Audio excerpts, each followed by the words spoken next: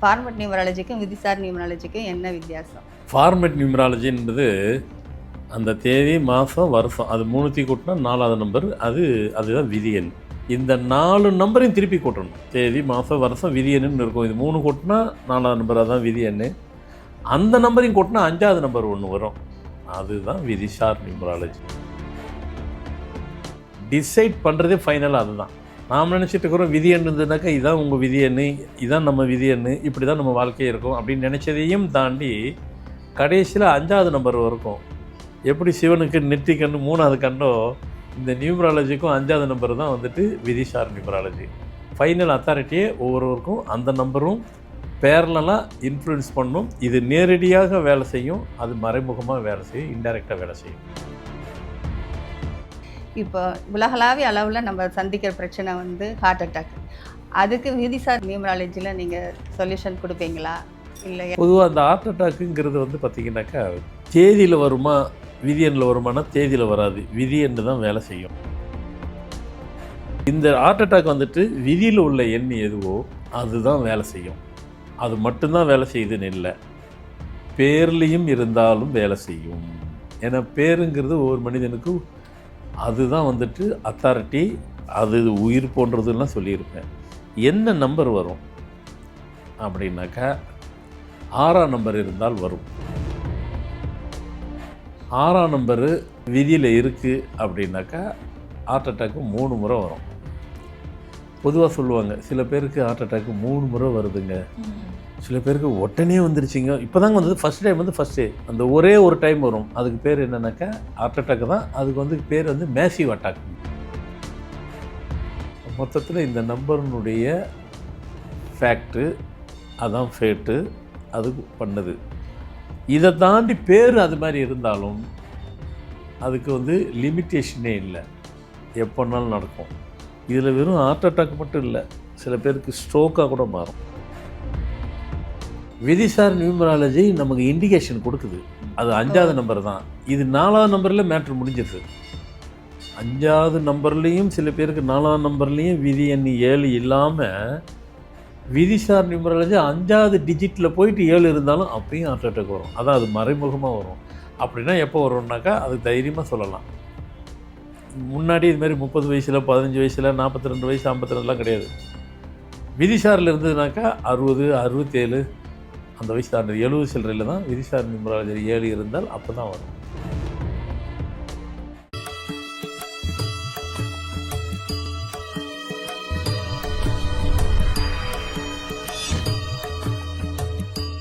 Format numerology நேயர்களுக்கு நர்மதாவின் அன்பான வணக்கம். நம்மளுடைய சேனலில் தொடர்ந்து பல்வேறு விதமான ஃபார்மட் நியூமராலஜி மற்றும் ஆன்மீகம் சம்பந்தமான தகவல்கள் பார்த்துட்ருப்போம். அந்த வகையில் இன்றைக்கி நம்ம பார்க்க போகிற இந்த ஒரு பதிவில் நேயர்கள் கேட்டிருக்கக்கூடிய பல்வேறு விதமான சந்தேகங்களுக்கு நேயர்களில் ஒருத்தவங்க பிரதிநிதியாக வந்து இன்றைக்கி கேள்விகள் கேட்க போகிறாங்க. அந்த கேள்விகளுக்கெல்லாம் தெளிவான பதில் கொடுக்கறதுக்காக நம்ம கூட இன்றைக்கி ஃபார்மட் நியூமராலஜியின் தந்தை டாக்டர் மகா தன்சேகர் ராஜா அவர்கள் இணைஞ்சிருக்கிறாங்க. வணக்கம் சார். வணக்கம்மா. சார், உங்களை வந்து கிட்டத்தட்ட ஒரு 32 ஆண்டுகளாக வந்து ஃபாலோ பண்ணி அவங்களுடைய ஃபார்மட் நியூமராலஜியால் நிறைய பலன்களை அடைஞ்சிருக்கக்கூடிய அப்பர்ணா அவர்கள் வந்திருக்கிறாங்க. ஸோ அவங்க வந்து இன்றைக்கி வந்து நேர்கள் கேட்டிருக்கக்கூடிய பல்வேறு விதமான சந்தேகங்களையும் சேர்த்து அவங்களுடைய சந்தேகங்களையும் இந்த பதிவுகள் மூலமாக கொடுக்க போகிறாங்க சார். ஸோ இன்றைக்கி ஆங்கராக நான் வந்து வேடிக்கை தான் பார்க்க போகிறேன், அவங்க கேள்விகள் கேட்க போகிறாங்க, நீங்கள் பதில் சொல்ல போகிறீங்க சார். கண்டிப்பாக கேட்கட்டும்.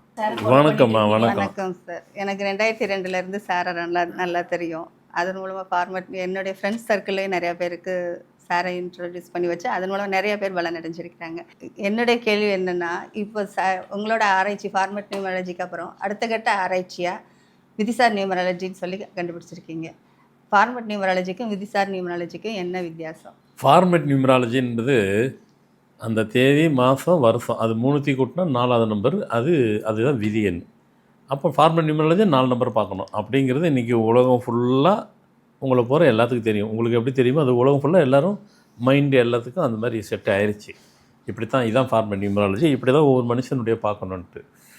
இந்த 4 நம்பரையும் திருப்பி கூட்டணும். தேதி, மாதம், வருஷம், விதி எண்ணுன்னு இருக்கும். இது 3 கூட்டினா 4வது நம்பர், அதுதான் விதி எண். அந்த நம்பரையும் கூட்டினா 5வது நம்பர் ஒன்று வரும். அதுதான் விதிசார் நியூமராலஜி. ஸோ அதாவது இது விதி, அது நிர்ணயிக்கப்பட்ட விதிங்கிற மாதிரி அது விதி, அது பேர், அதனால தான் விதிசார் ஃபைனல் விதி அது. அதை வந்துட்டு பிரசன்ன எண்ணு கூட சொல்லலாம். அது என்ன வேணாலும் குறிக்கலாம். ஏன்னா அது வந்துட்டு ஒவ்வொரு மனிதன் வாழ்க்கையை டிசைட் பண்ணுறதே ஃபைனலாக அதுதான். நாம் நினச்சிட்டு இருக்கிறோம் விதி எண் இருந்ததுனாக்கா இதான் உங்கள் விதி எண்ணு, இதான் நம்ம விதி எண்ணு, இப்படி தான் நம்ம வாழ்க்கையே இருக்கும் அப்படின்னு நினச்சதையும் தாண்டி கடைசியில் 5வது நம்பர் வரைக்கும் எப்படி சிவனுக்கு நெற்றி கண்ணு 3வது கண்டோ, இந்த நியூமராலஜிக்கும் 5வது நம்பர் தான் வந்துட்டு விதிசார் நியூமராலஜி. ஃபைனல் அத்தாரிட்டியே ஒவ்வொருவருக்கும் அந்த நம்பரும் பேரலாக இன்ஃப்ளூயன்ஸ் பண்ணும். இது நேரடியாக வேலை செய்யும், அது மறைமுகமாக வேலை செய்யும், இன்டைரக்டாக வேலை செய்யும். அதுதான் விதிசார் நியூமராலஜி. நீங்கள் மெடிக்கல் நியூமராலஜியில் நீங்கள் ரொம்ப வல்லுனர். நீங்கள் எந்த ஒரு டிசீஸுக்கும் சரி, எந்த ஒரு உடல்நல குறைவுக்கும் நம்பர்கள் மூலமாக சரி பண்ணியிருக்கிறீங்க. அது வந்து என்னுடைய சொந்த அனுபவம் அதில் இருக்குது. இப்போ உலகளாவிய அளவில் நம்ம சந்திக்கிற பிரச்சனை வந்து ஹார்ட் அட்டாக். அதுக்கு விதிசார் நியூமராலஜியில் நீங்கள் சொல்யூஷன் கொடுப்பீங்களா? இல்லை எல்லாருமே சந்திக்கிறது எந்தெந்த நம்பர்கள் வந்து ஹார்ட் அட்டாக் சந்திப்பாங்க, எந்தெந்த நம்பர்கள் வந்து சந்திப்பாங்க? உங்கள் கேள்வியே நானே ரிப்பீட் பண்ணி அதுக்கு கொடுக்குறேன் பாருங்க. நீங்கள் கேட்க வந்தது என்ன நோக்கம் அப்படின்னா, உங்களது ஃபார்மல் நியூமராலஜி வந்துட்டு மட்டும் அது மூலயமாக நீங்கள் வந்துட்டு மெடிக்கல் நியூமராலஜின்னு ஒன்று, அதில் நிறைய பேர் க்யூர் பண்ணியிருக்கிறீங்க, நிறைய விஷயத்துக்கு க்யூர் பண்ணியிருக்கிறீங்க, நிறைய பேர் நிறைய விஷயத்துக்கும் பர்சனலாக உங்களுக்கு ஒன்று கூட பண்ணி கொடுத்துருக்குறேன். அது அப்படியே இருக்கட்டும், என்னதுங்கிறது அப்படியே இருக்கட்டும். இது மாதிரி நிறைய பேருக்கு நிறைய விஷயங்கள். இந்த பொதுவாகவே டிசீஸுங்கிறது வந்து பார்த்திங்கனாக்காவே நம்ம இந்தியான்னு இருக்கோம், இந்தியாவுக்குள்ளே ஒரு டிசிஷன் இருக்கும். இந்த டிசீஸு வந்து என்னென்னங்கிறது நமக்கு தெரியுங்கிறதையும் தாண்டி மெடிக்கலாக டாக்டருங்களுக்கு நிறைய தெரியும். இப்போ புது டிசீஸ் எல்லாம் வருது அப்படிங்கிறது இப்போ எல்லோரும் சொல்லிட்டு வராங்க, அதெல்லாம் உண்மை. ஆனால் இதை நான் 38 வருஷத்துக்கு முன்னாடியே புத்தகத்தில் எழுதிட்டேன். அப்படி ஒரு நியூமராலஜி அது நிறைய பேரை கேட்டிருக்கிறாங்க. அது சம்மந்தப்பட்டவங்களே இப்படி ஒரு டிசீஸ்லாம் உங்களுக்கு எப்படி தெரியுன்ட்டு, அதெல்லாம் இறைவன் செயல். வெளிநாட்டுக்கு போனீங்கன்னா அங்கே ஒரு டிசீஸு, ஒவ்வொரு நாட்டுக்கும் ஒரு டிசீஸு. ஸோ இப்போ என்னன்னாக்கா நம்ம எல்லாம் வெளிநாட்டுக்கு போகிறோம், வெளிநாட்டுக்கு இங்கே வராங்க. அதே மாதிரி இங்கே உள்ள டிசீஸ் அங்கே ஃபார்ம் ஆயிடுச்சு, அங்கே உள்ளது இங்கே ஃபார்ம் ஆயிடுச்சு. அடுத்த கேள்வி, அதுக்கு நீங்கள் ஸ்பெஷலிஸ்ட்டு நிறைய பேர் பண்ணியிருக்கேன்னு எனக்கு தெரியும் அப்படின்னு நீங்கள் சொல்ல வந்தீங்க. அது உண்மை தான் அது. ஆனால் அது பெரிய உண்மை. ஆனால் நான் அதை வந்து பெருசாக பேசாமல் அதை சைலண்ட்டாக பண்ணிகிட்ருக்கிறேன். அதுதான் உண்மை. அது உண்மையிலே பெரிய நான் அதை வந்து 35 வருஷத்துக்கு மேலே பண்ணிகிட்ருக்கிறேன். அது ஒரு சைலண்ட் ரெவல்யூஷன் மாதிரி நான் அதை சைலண்ட்டாக பண்ணுறேன். அதை வந்துட்டு உங்கள் ஆதங்கத்தை நீங்கள் இங்கே வந்து சொல்லிட்டீங்க. அடுத்த கேள்வி, இது எந்தெந்த எண்ணுக்கு இது வருதுன்னு கேட்குறீங்க.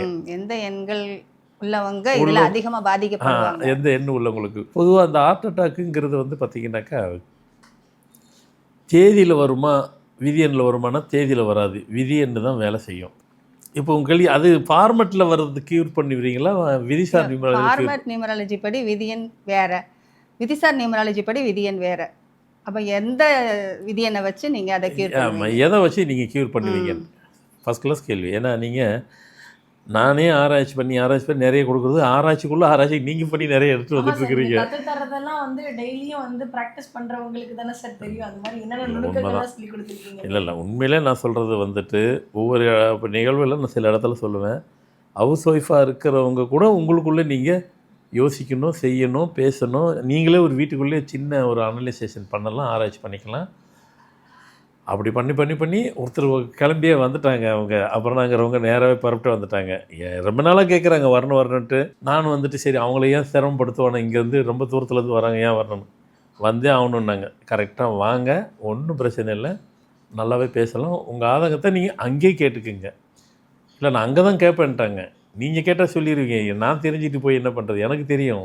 ஏன்னா நிறைய இந்த மாதிரியான சாமானிய மக்களுடைய கேள்விகளை எல்லாம் நாங்கள் வந்து அதை எடுத்துக்கிட்டு அதுக்கான பதில்கள் மட்டும் இல்லாமல் அவங்க வாழ்க்கையை மாற்றுறதுக்கான பயணத்தையும் நம்ம ஏற்படுத்தி கொடுக்குறது அப்புறம் நம்ம மூலமாக தெரியும், அவங்களுக்கு தெரியும். ஏன்னா எனக்கு பழக்கம், இவங்க 2002ன்றாங்க, இவங்க ஃபாதரே பழக்கம் எனக்கு. அவர் என்கிட்ட நியூமராலஜி அப்போ படித்தார், தமிழாசிரியர் இருந்து ரிட்டையர் ஆகிட்டாங்க. 35 வருஷத்துக்கு முன்னாடியே என்கிட்ட படித்தவங்க. ஆனால் என்ன குரு தான் சொல்லுவார், என்னோடய வயசில் பல மடங்கு பெரியவர் அவர். இருந்தாலும் அந்த கற்றுக்கிட்டதுக்காக அதுக்கு ஒரு மரியாதை கொடுத்தாங்க. அவங்க மக தான். அதனால் இவங்க 2002லேருந்து பழக்கம். ஏன்னா அவர் தான் என்கிட்ட பேசிகிட்டு இருப்பாங்க. அதுக்கப்புறம் இவங்களை கான்டாக்ட் பண்ணி விட்டுட்டு நீங்கள் எது வந்தாலும், அவங்க திண்டுக்கல்ல இருக்காங்க, இவங்க சென்னையில் இருக்காங்க, நீ ஐயாட்ட பேசிக்கலான்னு போது என்கிட்ட பேசிக்கிட்டே இருப்பாங்க, கேட்பாங்க. சரி அது இருக்கட்டும். இந்த ஹார்ட் அட்டாக் வந்துட்டு விதியில் உள்ள எண் எதுவோ அதுதான் வேலை செய்யும். அது மட்டும்தான் வேலை செய்யுதுன்னு இல்லை, பேர்லேயும் இருந்தாலும் வேலை செய்யும். ஏன்னா பேருங்கிறது ஒவ்வொரு மனிதனுக்கும் அதுதான் வந்துட்டு அத்தாரிட்டி, அது உயிர் போன்றதுலாம் சொல்லியிருப்பேன். என்ன நம்பர் வரும் அப்படின்னாக்கா 6ஆம் நம்பர் இருந்தால் வரும், 7ஆம் நம்பர் இருந்தால் வரும். 6ஆம் நம்பரு விதியில் இருக்குது அப்படின்னாக்கா ஹார்ட் அட்டாக்கு 3 முறை வரும். பொதுவாக சொல்லுவாங்க சில பேருக்கு ஹார்ட் அட்டாக்கு 3 முறை வருதுங்க, சில பேருக்கு உடனே வந்துருச்சுங்க. இப்போ தாங்க வந்தது, ஃபஸ்ட் டைம் வந்து ஃபஸ்ட்டு அந்த ஒரே ஒரு டைம் வரும். அதுக்கு பேர் என்னன்னாக்கா ஹார்ட் அட்டாக்கு தான். அதுக்கு வந்து பேர் வந்து மேசிவ் அட்டாக்குன்னுவாங்க. மேசிவ் அட்டாக்குன்னா ஒரே டைம் தான் வரும். அது மேசிவ். அது விதி எண்ணில் 7 இருந்தால் வரும். அது 6 இருந்ததுனாக்கா 3 முறை வரும், 7 இருந்தால் 1 வரும். எப்போ வரும் அந்த கேள்விக்கு மட்டும் கேட்காதீங்க. அதுக்கு ஒரு அனலைசேஷன் இருக்குது, எனக்கு தெரியும். நான் தான் சொல்லிட்டேன்னே, மெடிக்கல் சம்மந்தப்பட்டதை நான் ஓப்பனாக சொல்ல மாட்டேன், ஆனால் செஞ்சு கொடுப்பேன். ஆனால் வரும். ஆனால் புத்தகத்தில் எழுதியிருக்கேன், ராஜா நியூமராலஜியில் வரும்னு எழுதியிருக்கிறேன். 52லேயும் வரும். இந்த நம்பரில் இருந்ததுனாக்கா 52 வயசில் ஒரு செக்கு, 60 வயசில் ஒரு செக்கு. ஆனால் சில பேருக்கு வந்து பார்த்திங்கனாக்கா வருஷத்தில் 6-7 இருந்தால் கூட அப்போ கூட நடக்குது. ஆமாங்க, வருஷத்தில் இருக்கிறவங்க 30 வயசுலேயும் நடக்குது. நீங்கள் எங்கெங்க 30 வயசில் போயிட்டீங்க? 15 வயசுலேயே நடக்குதுங்கன்றாங்க. இருக்கா இல்லையா? அது சின்ன பையன் 15 வயசு குழந்தை, 15 வயசு குழந்தைக்கு கூட வருது. அப்புறம் வந்துட்டு காலேஜை முடிச்சுட்டு வேலை செய்து சின்ன, அது 30 வயசு தான் இருக்குது, நடக்குது. மொத்தத்தில் இந்த நம்பர்னுடைய ஃபேக்ட்டு அதான் ஃபேட்டு, அது பண்ணுது. இதை தாண்டி பேர் அது மாதிரி இருந்தாலும் அதுக்கு வந்து லிமிட்டேஷனே இல்லை, எப்போனாலும் நடக்கும். இதில் வெறும் ஹார்ட் அட்டாக் மட்டும் இல்லை, சில பேருக்கு ஸ்ட்ரோக்காக கூட மாறும். ஸ்ட்ரோக்குன்போது அது என்னென்னு தெரியும், பக்கவாதன்னுவாங்க தமிழில். அதுதான் ஸ்ட்ரோக்கு. அதுவாக கூட கன்வெர்ட் ஆகும், ஹார்ட் அட்டாக் வரும். ஹார்ட் அட்டாக்கில் இன்னொரு பெரிய சர்வே இருக்குது. உலகத்திலே வந்துட்டு அதிகமாக ஹார்ட் அட்டாக் வருது இந்தியாவில் தான். அவங்க அதான் கேள்வியே அவங்க கேட்குறதுனுடைய நோக்கமே அதிகம் பாதிப்பு இந்தியாவில் தான் இருக்குது. உலகம் ஃபுல்லாக இருக்குது, அதிகமாக இங்கே தான் இருக்குது. ஸ்ட்ரெஸ்ஸு அதிகமாக இருந்தாலும் ஹார்ட் அட்டாக் வரும். ஸ்ட்ரெஸ்ஸு சில பேருக்கு பார்த்திங்கன்னா அப்படியே பல காரணம் இருக்கும் ஏன் ஸ்ட்ரெஸ்ஸு வருது, அதுக்குள்ளே போக வேண்டாம். அது ஹெவியாக ஆயிடுச்சின்னு வைங்களேன், அது அங்கே தான் போகும். அப்போ ஸ்ட்ரெஸ்ஸு யாருக்கு வருது? இந்த நம்பர் உள்ளவங்களுக்கு வருது. அதுதான். அப்போது இதை க்யூர் பண்ணிட முடியுமா? என்கிட்டலாம் வராங்கன்னு பார்த்தீங்கன்னாக்கா, நான் எழுதும்போதே எழுதி கொடுக்கும்போதே ஹெல்த்து வெல்த்து தான் கொடுப்பேன். ஹெல்த்தை பற்றி கேட்கவே மாட்டாங்க, அவங்க வெல்த்தை பற்றி தான் கேட்பாங்க. வெல்த்துனா காசு, அதில் தான் வேணும்பாங்க. ஆனால் நான் கால்குலேட் பண்ணி ரெண்டுத்தையும் சேர்த்து தான் கொடுப்பேன். அவங்க கேட்கவே இல்லைன்னா கூட ஹெல்த்து அப்புறமா வெல்த்து. ஸோ அதை நம்ம எப்படி க்யூர் பண்ணுறதுங்கிறது வேறு. அதை சரி பண்ண முடியுமான்னா நம்ம ஃபார்மட் நியூமராலஜிலே சரி பண்ணிடலாம். விதிசார் நியூமராலஜி நமக்கு இண்டிகேஷன் கொடுக்குது, அது 5வது நம்பர் தான். இது 4வது நம்பரில் மேட்ரு முடிஞ்சிருது. 5வது நம்பர்லேயும் சில பேருக்கு 4வது நம்பர்லேயும் விதி எண்ணி 7 இல்லாமல் விதிசார் நியூமராலஜி 5வது டிஜிட்டில் போயிட்டு 7 இருந்தாலும் அப்பயும் ஹார்ட் அட்டாக் வரும். அதான் அது மறைமுகமாக வரும். அப்படின்னா எப்போ வரும்னாக்கா அது தைரியமாக சொல்லலாம். முன்னாடி இதுமாரி 30 வயசில், 15 வயசில், 42 வயசு, 52லாம் கிடையாது. விதிசாரில் இருந்ததுனாக்கா 60, 67 அந்த வயசு தாண்டி 70 சில்லறையில் தான் விதிசார் நியூமராலஜி 7 இருந்தால் அப்போ தான் வரும். சீக்கிரமாகவும் வெகு சீக்கிரமாகவும் எல்லியாவோ 2 எல்லியாவோ வரவே வராது, பயம் இல்லை. ஆனால் இது வரத்துக்கு உண்டான சூழ்நிலை என்னங்கிற நம்பரில் சொல்லிட்டோம். பேரில் இருக்குது அப்படின்னா அதுக்கு ஏஜ் லிமிட்டேஷனே இல்லை, எப்போனாலும் வரலாம். பேர்லேயும் இருந்து உங்கள் டேட் ஆஃப் பர்த்தில் இந்த மாதிரி விதியிலையும் இந்த மாதிரி இருந்துச்சுன்னா எர்லி, சீக்கிரம், டூ எர்லி, வெகு விரைவில் கூட வந்துடும்.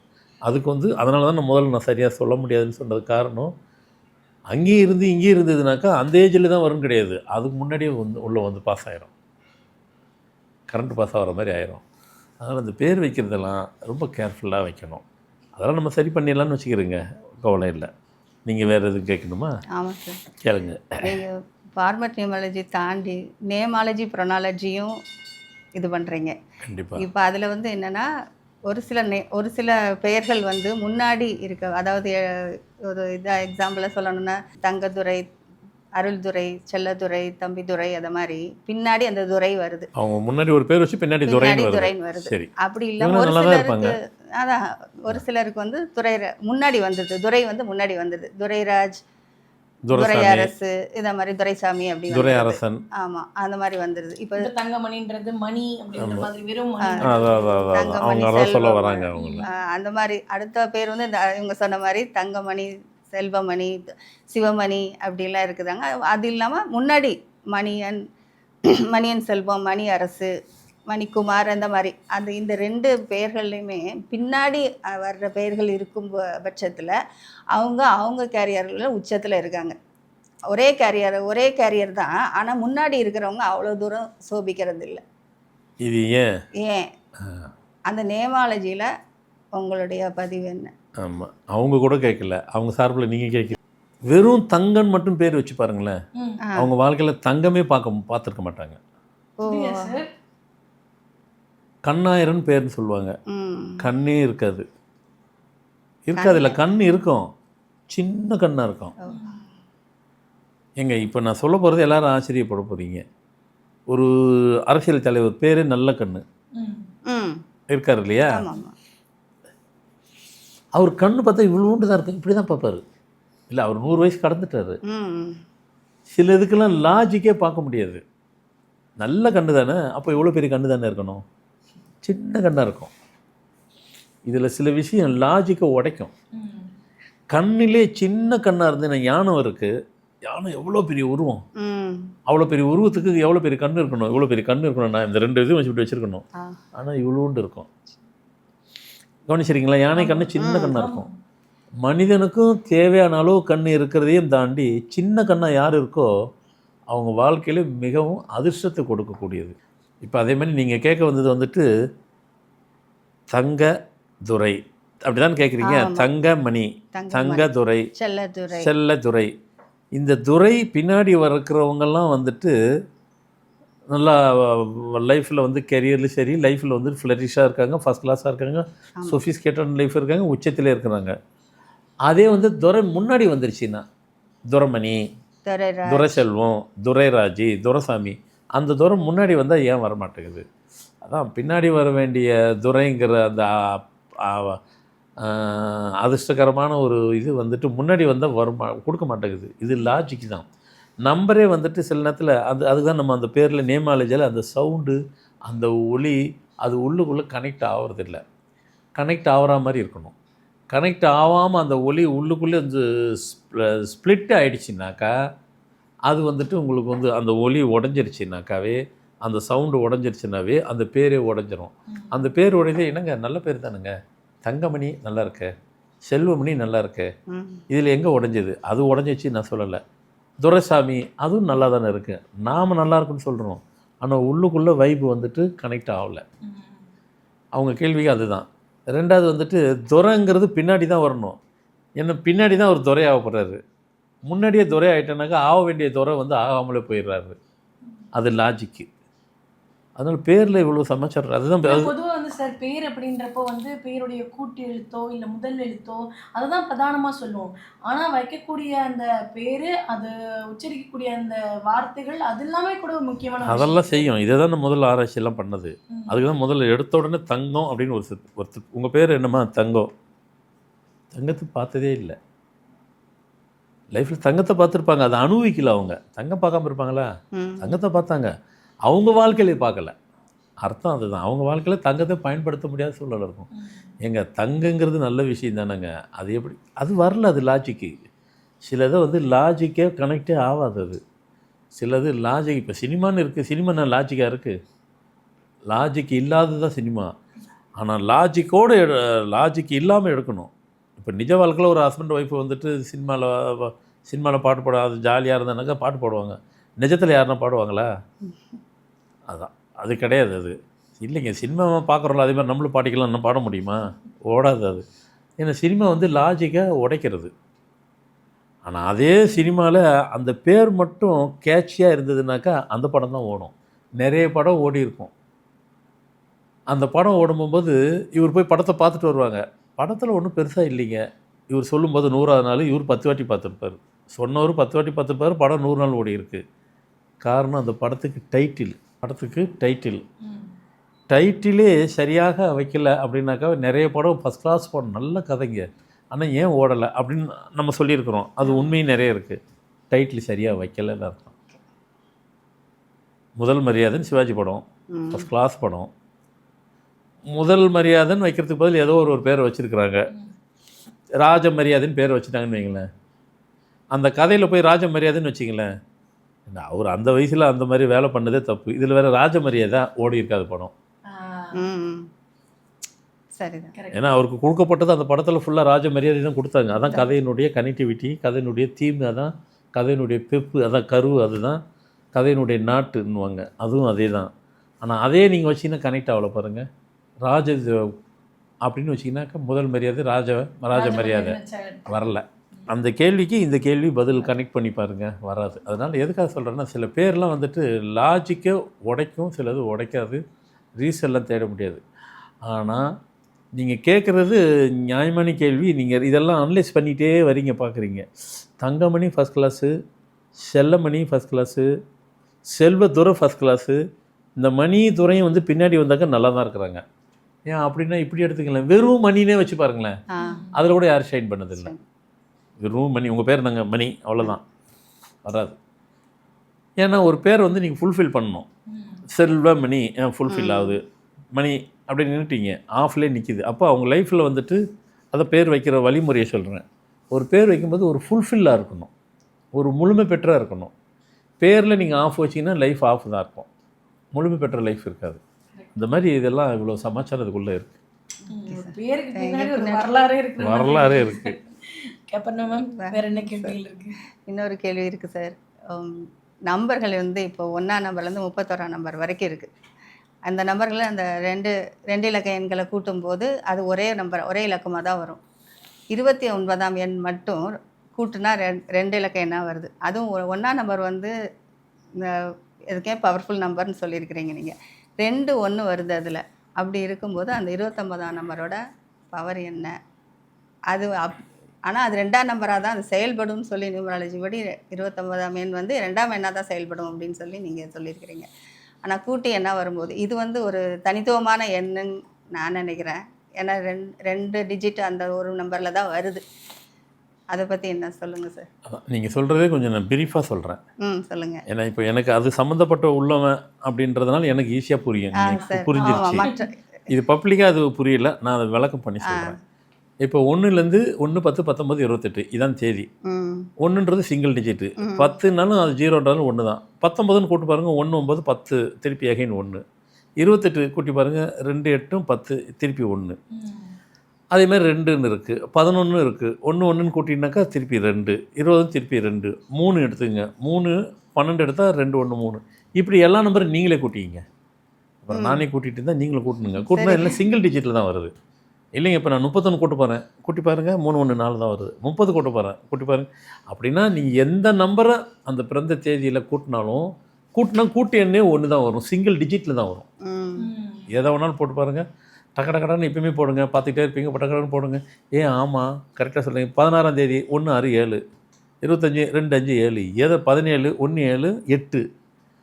ஆனால் அவங்க கேட்டது இதுதான். இப்போ தான் எல்லாத்துக்கும் புரியும்.